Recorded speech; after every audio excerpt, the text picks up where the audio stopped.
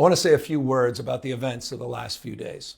This past weekend, federal agents conducted large-scale workplace raids in and around Los Angeles. Those raids continue as I speak. California is no stranger to immigration enforcement, but instead of focusing on undocumented immigrants with serious criminal records and people with final deportation orders, a strategy both parties have long supported, this administration is pushing mass deportations, indiscriminately targeting hardworking immigrant families, regardless of their roots or risk. What's happening right now is very different than anything we've seen before. On Saturday morning, when federal agents jumped out of an unmarked van near a Home Depot parking lot, they began grabbing people, a deliberate targeting of a heavily Latino suburb. A similar scene played out when a clothing company was raided downtown. In other actions, a U.S. citizen, 9 months pregnant, was arrested, a 4-year-old girl taken, families separated, friends quite literally disappearing. In response, everyday Angelenos came out to exercise their constitutional right to free speech and assembly, to protest their government's actions. In turn, the state of California and the city and county of Los Angeles sent our police officers to help keep the peace. And with some exceptions, they were successful. Like many states, California is no stranger to this sort of unrest. We manage it regularly and with our own law enforcement. But this, again, was different. What then ensued was the use of tear gas, flashbang grenades, rubber bullets, federal agents detaining people and undermining their due process rights. Donald Trump, without consulting California law enforcement leaders, commandeered 2,000 of our state's National Guard members to deploy on our streets, illegally and for no reason. This brazen abuse of power by a sitting president inflamed a combustible situation, putting our people, our officers, and even our National Guard at risk. That's when the downward spiral began. He doubled down on his dangerous National Guard deployment by fanning the flames even harder. And the president, he did it on purpose.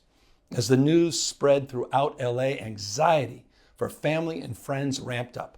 Protests started again. By night, several dozen lawbreakers became violent and destructive. They vandalized property. They tried to assault police officers. Many of you have seen the video clips of cars burning on cable news. If you incite violence, I want to be clear about this. If you incite violence or destroy our communities, you're going to be held to account. That kind of criminal behavior will not be tolerated. Full stop. Already more than 220 people have been arrested, and we're reviewing tapes to build additional cases, and people will be prosecuted to the fullest extent of the law. Again, thanks to our law enforcement officers and the majority of Angelenos who protested peacefully, the situation was winding down and was concentrated in just a few square blocks downtown. But that's not what Donald Trump wanted. He again chose escalation. He chose more force. He chose theatrics over public safety. He federalized another 2,000 Guard members. He deployed more than 700 active U.S. Marines. These are the men and women trained for foreign combat, not domestic law enforcement. We honor their service. We honor their bravery. But we do not want our streets militarized by our own armed forces, not in LA, not in California, not anywhere. We're seeing unmarked cars in school parking lots, kids afraid of attending their own graduation. Trump is pulling a military dragnet all across Los Angeles, well beyond his stated intent to just go after violent and serious criminals.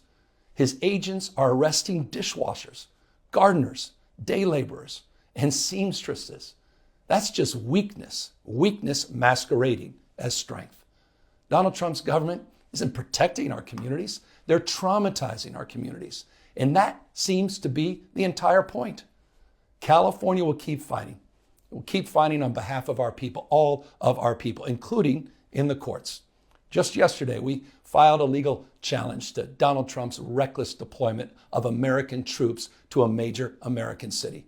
Today, We sought an emergency court order to stop the use of the American military to engage in law enforcement activities across Los Angeles.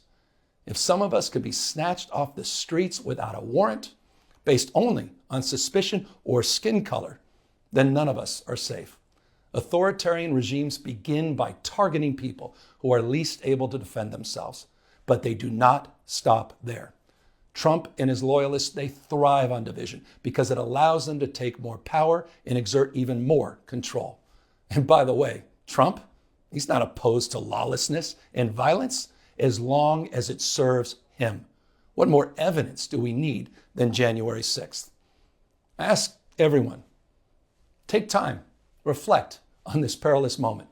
A president who wants to be bound by no law or constitution, perpetuating a unified assault on American traditions. This is a president who in just over 140 days has fired government watchdogs that could hold him accountable for corruption and fraud.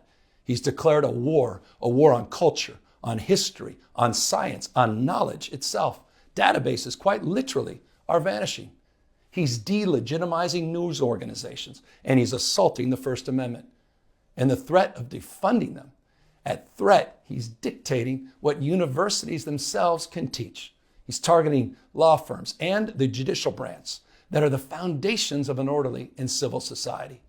He's calling for a sitting governor to be arrested for no other reason than to, in his own words, for getting elected. And we all know this Saturday, he's ordering our American heroes, the United States military, and forcing them to put on a vulgar display to celebrate his birthday, just as other failed dictators have done in the past. Look, this isn't just about protests here in Los Angeles. When Donald Trump sought blanket authority to commandeer the National Guard, he made that order apply to every state in this nation. This is about all of us. This is about you. California may be first, but it clearly will not end here. Other states are next. Democracy is next. Democracy is under assault before our eyes. This moment we have feared has arrived. He's taking a wrecking ball to our founding fathers' historic project. 3 co-equal branches of independent government. There are no longer any checks and balances. Congress is nowhere to be found. Speaker Johnson has completely abdicated that responsibility.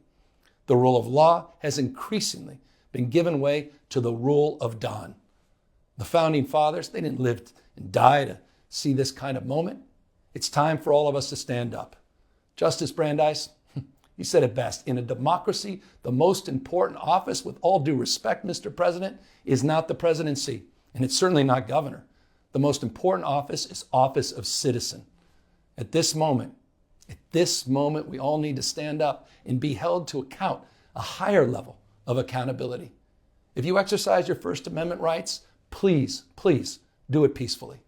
I know many of you are feeling deep anxiety, stress, and fear, but I want you to know that you are the antidote to that fear and that anxiety. What Donald Trump wants most is your fealty, your silence to be complicit in this moment. Do not give in to him.